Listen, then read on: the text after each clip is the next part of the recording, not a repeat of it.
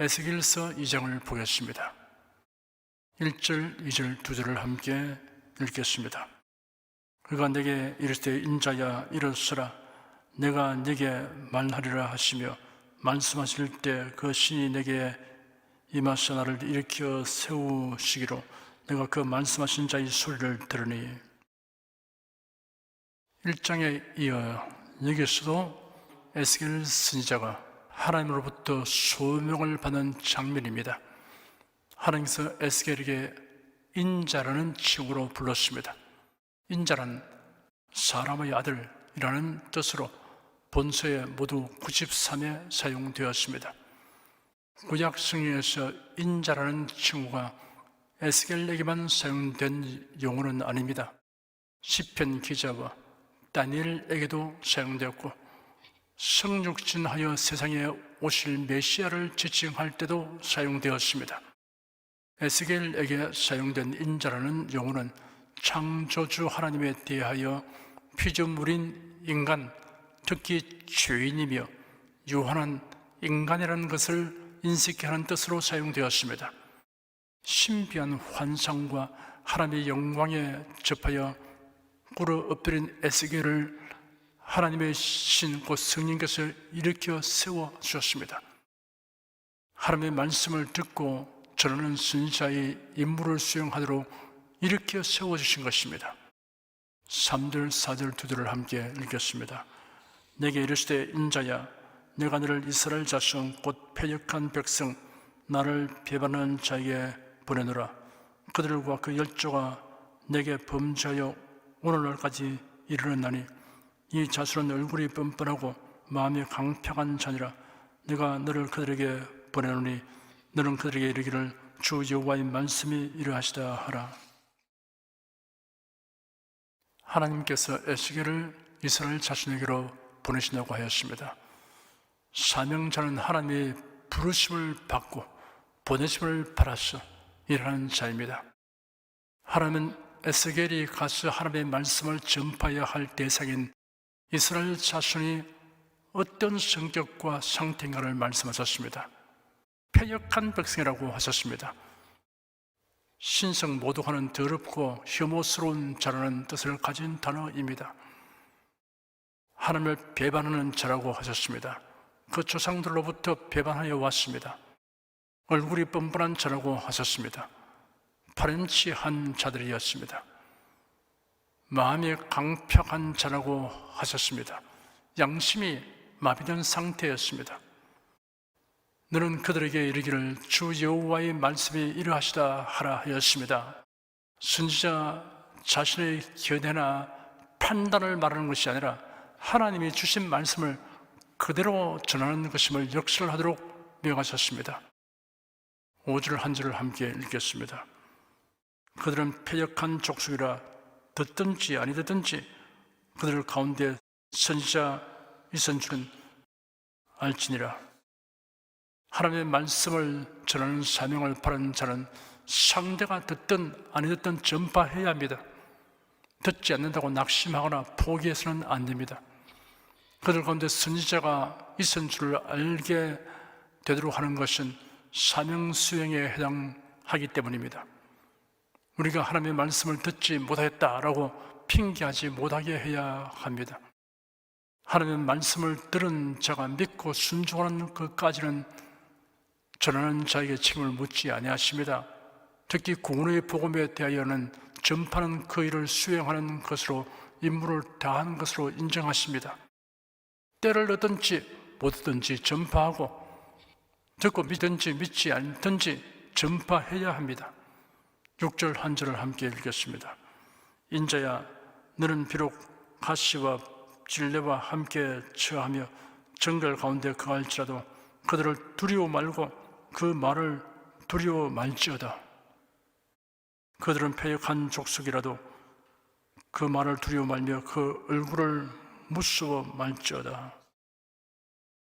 패역하고 반역하는 자들, 뻔뻔하고 강팍한 자들에게 하나님의 말씀을 전하는 일은 마치 가시와 질레 가운데서 활동하는 것 같고 정갈 가운데서 활동하는 것과 같다고 하였습니다. 그러나 그들을 두려워 말라고 하나님께서 선지자를 격려하셨습니다. 그들을 두려워 말라, 그 말을 두려워 말라, 그 얼굴을 무서워 말라라고 삼중으로 강조하여 말씀하셨습니다. 7절 한 절을 함께 읽겠습니다. 그들은 심히 패역한 자라, 듣든지 아니 듣든지 너는 내 말로 구할지어다. 그들이 하나님의 말씀을 듣지 않는다고 할지라도 그들이 듣기 원하고 좋아하는 말을 연구하여 말하려고 하지 말고 오직 하나님의 말씀대로만 전하라고 에스겔 선지자에게 지시하셨습니다. 복음 전하는 자들은 사람들의 요구가 무엇인지 알려고 할 것이 아닙니다. 하나님이 무엇을 전하라고 하시는가를 정확히 알려고 힘써야 합니다.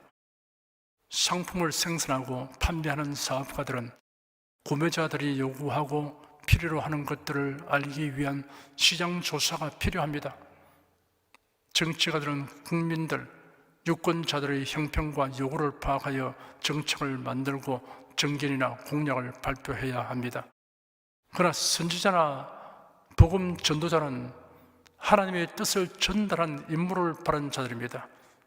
첫째도 둘째도 셋째도 성경에 기록된 말씀에 부합되고 충실하게 전파하는 일에 전심전력해야 합니다.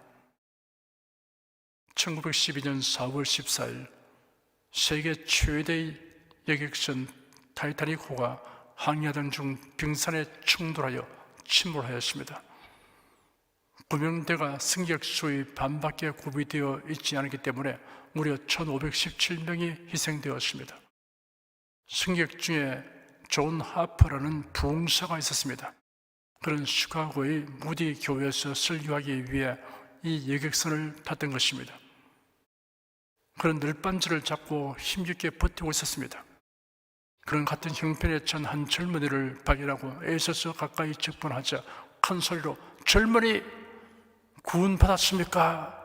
하니 아니요 라는 대답이 들려왔습니다. 순간 파도에 떠밀려 멀어졌다가 얼마 후 다시 조금 가까웠을 때 그는 좀 더 큰 소리로 하나님과 화해하였나요? 하니 청년이 아직 못했습니다 라고 대답했습니다. 그 순간 존 하프는 큰 파도 속으로 휩쓸려 들어갔습니다. 다행히 구조선에 의해 구조된 청년이 뉴욕의 한 교회에서 간증 시간에 자신이 조난당한 바다에서 경험한 이야기를 하면서 저는 존 하프 씨의 마지막 전도 대상이 되었습니다 라고 말을 끝맺었습니다. 전파하는 일은 성도에게 주어진 임무이며 특권입니다. 구원하는 일은 하나님이 하십니다. 8절부터 10절까지 함께 읽겠습니다. 인자야, 내가 네게 이르는 말을 듣고 그 패역한 족속같이 패역하지 말고 네 입을 벌리고 내가 네게 주는 것을 먹으라 하시기로 내가 보니 한 손이 나를 향하여 펴지고 그 손에 두루마리 책이 있더라.